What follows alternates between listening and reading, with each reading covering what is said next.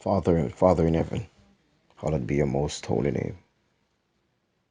You are God and there's none like you. Your glory will never be shared with another. You are a God above every other gods. I give you praise because of who you are. Father, I come before you present as a child, seeking your forgiveness for my sins and the sins of others, the sins of each household, families, the sins of each communities, the sins of the country, the sins of the nation, the world at large. We all have sinned against thee, Lord. We all have departed from your statutes. Jesus, we see what you did for the children of Israel. We've seen what you have done in our lives, our trials. You've brought us victories over our circumstances, yet we fail to acknowledge that you are God and that you are still on the throne. We failed as a people because we are fighting for power. We are called by your name. We're a peculiar people. We fail to see that you want to save us all. So, Jesus, I pray that you will open our eyes, Lord. Forgive us, cleanse us from all unrighteousness. Jesus, I pray for the nation. I pray for leadership of this country, reigning and opposition. I pray for the health care professionals, the essential workers, church brethren, local and overseas. Lord, I pray that you will take everything in your control despite all that is happening, the current crisis, the coronavirus.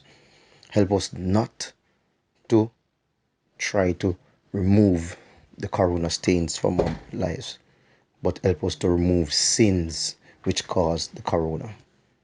Lord, I pray for everything that you have done for us and what you will be doing for us. Thank you for your love. Thank you for your mercies. Be with us all, and help us, Lord, to weep and mourn for the lives of others to be saved. Lord, we have a duty to do. It's not a request but a command. So, Lord, help us as a church to go forth. Let us stand and proclaim the gospel of salvation so that others will come to know the true God. Thank you for being with us, Lord. Lastly, Jesus, help us. Help me, Jesus, that my prayer to you, you will accept it as a sweet savor in your nostrils as you present it to your Father in the most holy place of the heavenly sanctuary. This is my prayer through Jesus Christ, our Lord. Amen. Good evening, members and friends of Rollington Town and the many others listening online. In the midst of the current situation being faced, we acknowledge that there are persons who are very, very vulnerable at this time. Let us keep those persons in mind and in our prayers, and if there's any way we can provide assistance, let's do so. We see many institutions of government and corporate Jamaica extending special courtesies and grants and assistance and exemptions and waivers just to make the impact of the situation a little less intense, especially financially, and we are grateful for that. Let us as a church community do our part as well and keep the fire of love burning. I encourage you to use this opportunity to develop a closer relationship with God. And don't worry about the crisis. They come and they go. But one thing we know for sure, God's promises are true. And just like He did for Joshua, He will never leave you nor forsake you. Do not be afraid or discouraged. My wish for you is exactly the sentiments shared in 3 John 1, verse 2.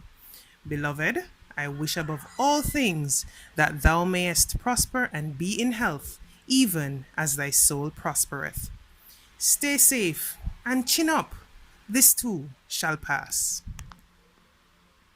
Hi, Rollington Rollington Town Town family. family. We're the Cowans, and this video is brought to you by Family Life Ministries. And today we're talking about family life tips for quarantine. And first tip is to pray together. Right. So, as a family, you can get together, and there are special groups of people that need our prayer right now. So, those who are sick and those who are elderly. And people who are alone, home alone, they have no company, they need some prayers too. Those who are working in healthcare, Yes. and other persons who are working in customer facing jobs. And we also have scientists that are working on a cure or vaccine right now. They need our prayer as well. And we have Our leaders, Yes, we need to pray for wisdom for our leaders that right. are trying to contain this. And most importantly, guys, the two tips really is for this part is to focus on others and just count your blessings and thankful that God is still watching over us. So, tip number 2 for you is to set a schedule. And you want to set a rough schedule, ensure it includes time to get your work done if you're working from home, get schoolwork done for your children, and you need to ensure meal times, bedtimes, all of that is accounted for. Right, so and don't be too rigid with your schedule. For example, the homework with kids, you can just try to get it done in the morning before noon. Yes, that's a goal. So that afterwards they can have some fun, play some games with them. If you do have kids, then still have your regular schedule. Wake up, have a devotion, pay breakfast, get ready for work, work to lunchtime, take a break, and then in the afternoon you can finish at 4 and then continue with your regular life. And lastly, the last part is make sure your schedule includes a shower. Yes. I know some of you are bathing less right now, but get up and try to keep things as normal as possible. And the last tip is, guys, is to exercise. That's right. So now is not the time to sit down all day. Get out there, stay active, or stay inside and stay active. And I know it can be hard sometimes if you're home and everybody needs you, but just make some time to work out. And guys, remember to, you said before, bathe. So just to recap, our 3 tips for you were to pray, Yes, set a schedule, write it down, and stay active. Stay active, guys. All right, take care, everybody. Take care. Stay safe.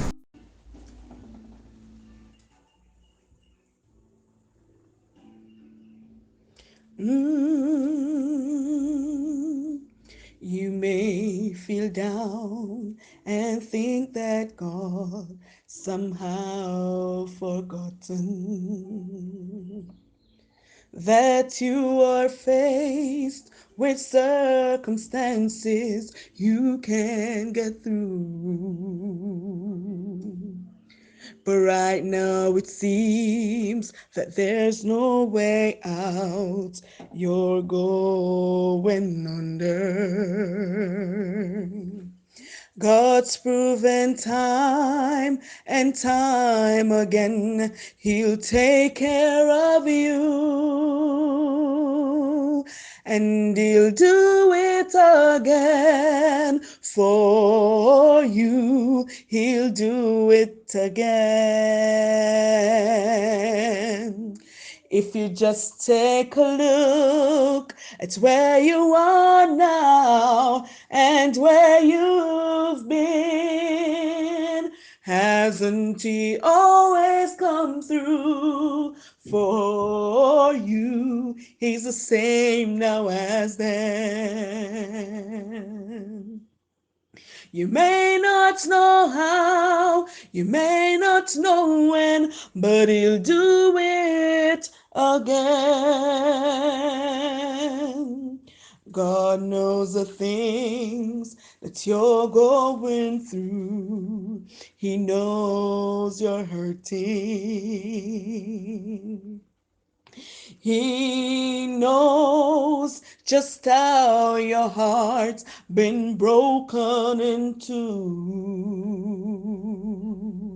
He's the God of the stars, the sun and the sea. He is your Father.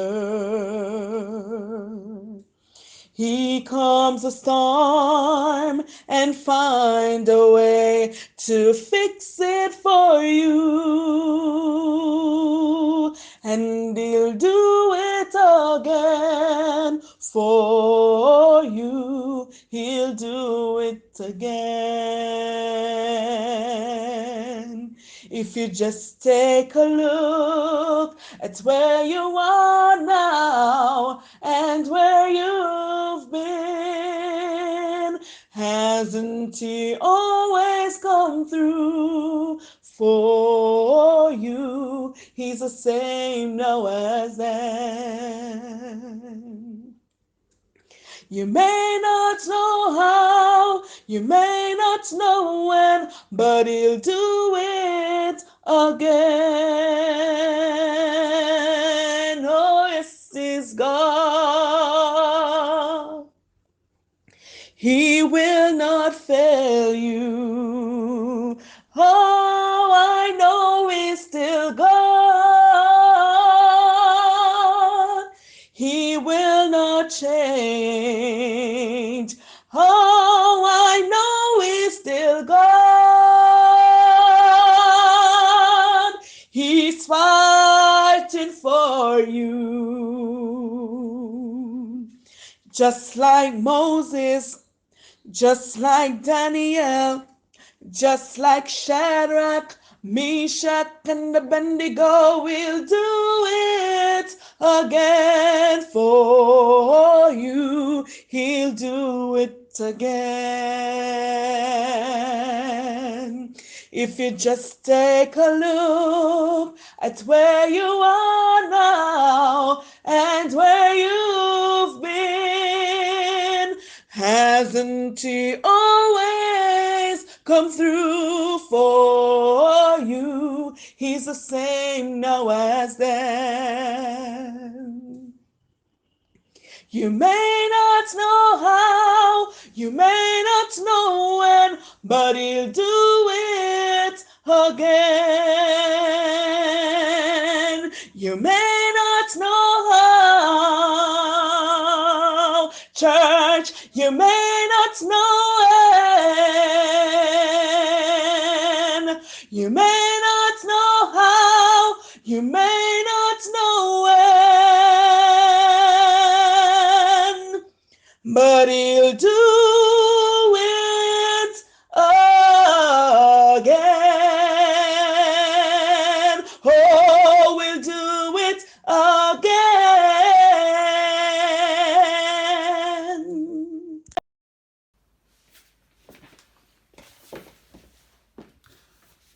Hello, good evening, everyone. And it's very good for me to be joining you all the way from over here in England. And it's a pleasure to be able to share with you this evening another word to inspire your hearts, to give you hope and confidence as we face uncertain times. I trust that we are abiding by the regulations to stay indoors and to be safe and to wash hands as best as possible so that we can keep ourselves and our families safe. Uh, it's a strange time to be alive, but a good time nonetheless. The saying goes that every day above ground is a good day, and I'm a firm believer in that. Uh, this evening, I'd like to share with you on the topic overcoming by faith. Overcoming by faith. And as I thought about this, I made a few jottings, a few points that I want to share. And, I began examining the concept that I want to share by looking at three individuals, Elijah, Abraham, and Samson. And I chose these particular individuals because there were points during their lives that they demonstrated a complete lack of faith. These were, men of God who, at different points in their lives, showed, evidence of complete mistrust of God. And, it makes you wonder then, if these men of God showed such lack of faith, what about us today? And the counter to that is, what would have allowed for them to be overcomers in those situations? Now, Let me start off with Abraham, who is described in Scripture as the father of faith. And there was a point when Abraham, whilst traveling with his wife Sarah, decided to, not really trust God, but to try to work things out by themselves. And he was in a foreign land, and the king found his wife really attractive, and he figured that, all right, here's what I'm gonna do. I'm gonna say that you're my sister, which was in some ways sort of true. Uh, and so he decided to, rather than trust God to work things out, say, all right, let's just give him this half truth, and save my skin. And it makes you wonder, why would he succumb to that kind of a pressure when moments before he would have stepped out of his entire um, life as he knew it to pursue an idea, a vision that God had given him. He took a leap of faith to leave his family to go to this promised land, but now demonstrating complete lack of faith. Why? Whilst we are contemplating the possible answers to this question, we must hasten to now think of the second person I have in mind, who is Elijah. Now, after completing what I think were monumental actions on Mount Carmel to defend God and defend God's name, we find Elijah running for his life, apparently. Being threatened by Queen Jezebel, he begins to run like a fugitive. And again, you wonder, why did he not overcome? Why didn't he surmount this challenge of a threat on his life by depending on God like, he did moments before? What happened to his faith? The final name is Samson. So in Samson, you find an individual who was bequeathed, not bequeathed, he was born with a tremendous strength and power and might. And this was given to him for the specific reason of helping to defend the Israelite nation, the people of God, against their enemies. But this same Samson, who was so blessed by God, then turns around and surrenders himself to the said enemies he was equipped to fight against. And you wonder what happened to Samson. What happened to faith in God? Why would he surrender to such a temptation and succumb to this failing? But these examples forces us to come to the reality that this matter of faith in God is not as simple as it sounds. So having faith in God is an idea worth exploring in depth. We don't have much time, so I'm just going to give you some salient points and conclude. Now, if we're going to overcome, if we're going to surmount, if we're going to be triumphant over whatever life's challenges are, the idea is that we need faith. So let's establish a couple of things. Number one, life is inherently plagued with challenges. We will always have problems. It's a struggle to live, to survive in this world. As a matter of fact, childbirth, from the moment you were born, it's been a struggle, and we continue to struggle until we die. The only man who is free of any struggle is the man who is dead. And so we will continually contend with obstacles, with problems, whether it be physical or mental. There will always be something to contend with in this life. Now, we can get over or around or through these things by faith. But then that begs the second question. What exactly is this faith? And then the third question is, how does this faith gets us through, around, or away from problems? So let's zero in on the matter of faith. Now, if you should ask some person to define faith, they're gonna go back to Hebrews 11, and they're gonna tell you, faith is the substance of things hoped for, the evidence of things not seen. But the question in that is, what is a substance? What does it mean by substance of things hoped for? What's that? Now, some may seek to break it down by saying, faith is a belief in God, and it comes from a belief in God. But I posit to you that it's not really the same as belief. Faith and belief are separate things in my mind. Now, to break it down, I share this scenario. Belief is this. Imagine a man with a wheelbarrow seeking to walk a tightrope between two buildings, and he had a companion with him. He asked his companion this question: do you believe I can push you across this rope? Companion says, of course I believe you can do it. Now, that's belief. He believes that he could do this thing. But sitting in the wheelbarrow is a demonstration of faith. It's not a demonstration of belief. To say you believe is different. Sitting in the wheelbarrow is a demonstration of faith. Now, here's the thing. Faith is then confidence. Faith is then confidence in the ability of the person. And when we talk about faith in God, we are not talking about a belief in God. We are talking about confidence in God. Now, here's the thing. I want to start to make now a series of points. And the first of them is this.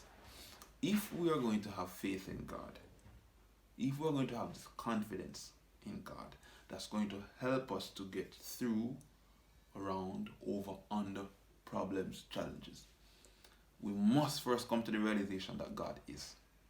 God exists. Now, when he sent Moses to go to Pharaoh to seek the release of the Israelites, he told Moses, say to Pharaoh that the I am sent you. The I am means the self-existent one. And when we talk about the isness of God, it gives it this idea that it's present continuous. So there wasn't a time when he wasn't, because he always is. Now, if we're going to be overcomers, we must accept and have settled in our minds that God is. And wrapped up in that concept is a larger concept of who then is God, or what is a God. Is he not an all-powerful, all-knowing being who has supreme control, who is the sovereign ruler of this entire universe? If we are to be overcomers, this concept must be settled in our minds. It must be sealed. We must accept with all certainty that there is a God. Secondly, this God, who always exists, is a deliverer. He will always deliver. Now, I must hasten to say, the timing of the deliverance may cause some trepidation, because his timeline and our timeline are not necessarily the same. And as the author of time, and we who appeared in time, we have two different perspectives on time. But where does the confidence come from? The confidence comes from his ability to deliver. No matter the circumstance, no matter the challenge, no matter how steep it seems, he's able to deliver. So we're going to be having confidence in one, God exists. Two, God is able to deliver. Now, God is able to deliver, as the scripture has shown us, from trouble as well as in trouble. And so he may take us around some things, but as often is the case, he may take us through some things.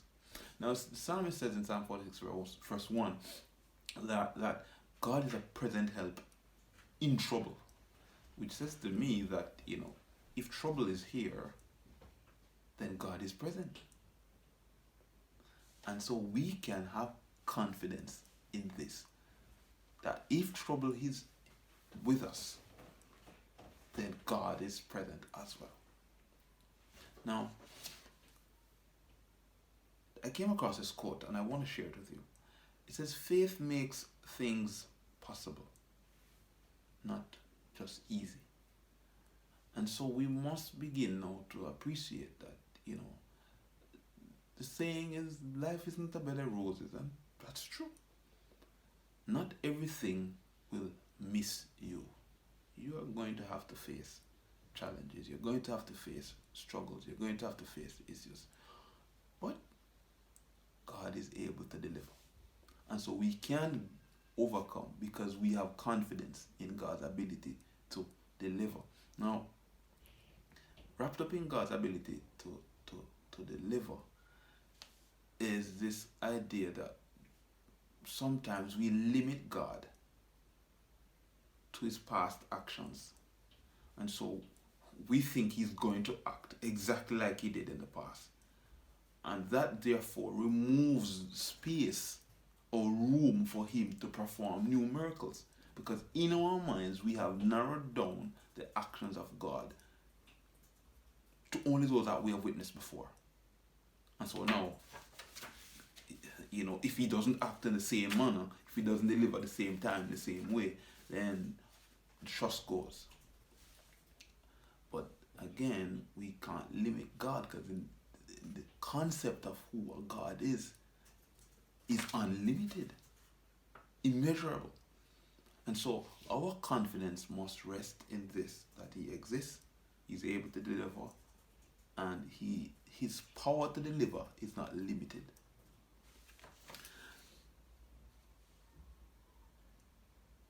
The next 2 points are these. God is able to restore. And immediately I want to affix to that God is able to also resurrect. Now, scripture shows us clearly that God has the power to restore anything and anyone. And if it should get to the point where restoration now isn't the thing that he desires, he's still able to resurrect.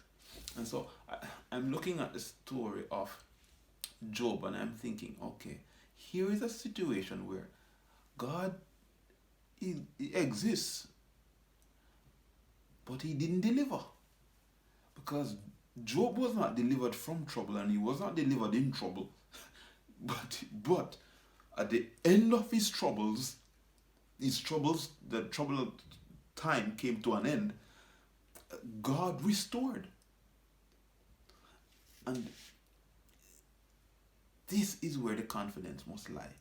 God's ability to restore all that we would have lost allows for us to face loss while maintaining confidence.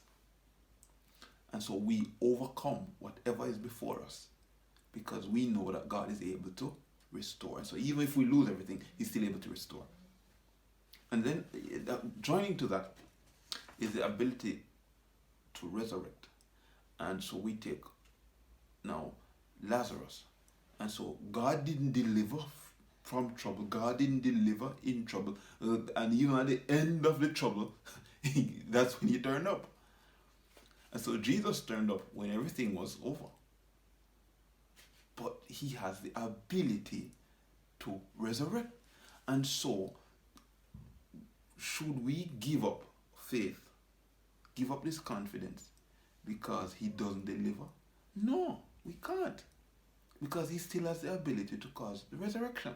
And so, if we are going to be overcomers when we face any type of challenge in life, the points I've made is what we need to bear in mind. So, one, God exists. Two, God is able to deliver. And he may not deliver. But thirdly, he's able to restore.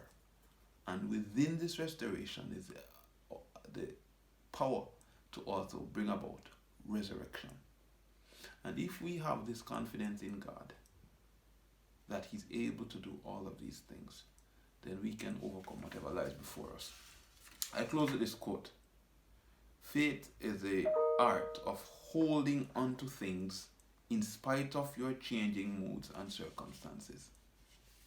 Faith is the art of holding on to things in spite of your changing moods and circumstances. It's a quote from C.S. Lewis.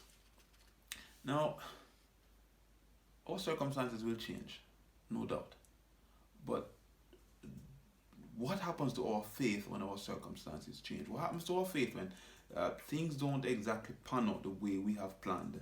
And even more so, what happens to our faith when God doesn't turn up how we anticipate he should, or when we anticipate that he should? You know, do we give in to these challenges? Do we give up on God? Do we cast away our confidence and begin to solve things with our own resources, using our own inventions? I say no. I say no.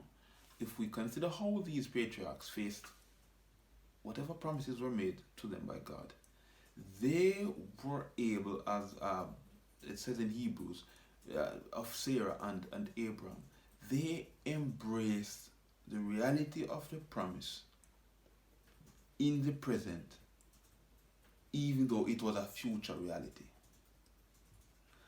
And that's what we have to do. You see, our confidence in God will allow for us in the present state of deterioration to envisage and embrace a future state of restoration. And that confidence in God allows us to overcome what stands before us. Now I close by injecting this thought. If we should discard of our faith in God, we automatically generate a new set of problems. Because standing before us is a physical problem. But when we discard with faith, we have now a mental challenge. Because in the mind, it is not settled how this problem is going to be solved. So here's a physical problem, a bill that needs to be paid, and there's no money to pay. That's a problem.